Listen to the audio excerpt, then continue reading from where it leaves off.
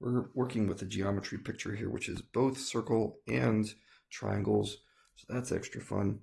But there's some information in the instructions which you might breeze over too fast if you're going straight to the picture. So I really want to encourage you to read the instructions, especially this segment right here where it says the line segment is tangent to the circle at T. Now, if you remember something special about tangents, that means it just barely touches the circle as it goes by, which means this is a right angle right here.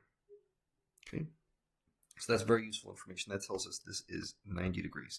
And we have 30 degrees over on the right-hand side. And if you remember, all the angles in a circle have to add up to 180, which means this one right here had better be 60 degrees, because 60 plus 90 plus 30 makes 180. If you need an equation to see how to do these sorts of things, here's what you do. You say 90 degrees plus 90 degrees plus 30 degrees plus question mark equals 180. And then you solve for what that question mark is. You get 120 plus question mark equals 180. Subtract 120 from each side, and you get this. Question mark equals 60. So that's great. There's my 60 degrees right here. Okay, and we got 90 degrees right here. I don't know where that went. So that's useful because now if you look at this supplementary angle, you can tell that if one side is 60 degrees, the other angle over here must be 120 degrees.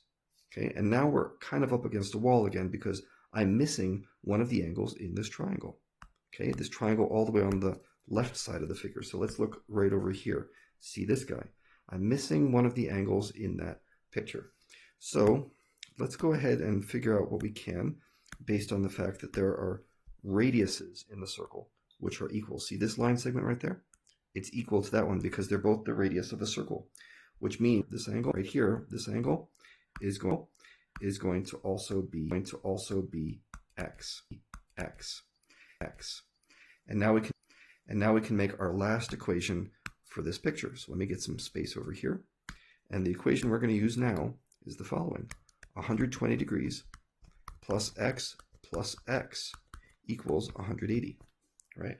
Which means 120 plus 2x equals 180, which means 2x equals 60, which means x equals 30 degrees. And that is our final answer. Now, it won't always be this simple, right? You might have some angles that are not 30 degrees, like 32, 37, who knows? But this is the approach you take with a problem like this. You use the fact that radiuses are equal and tangents make right angles.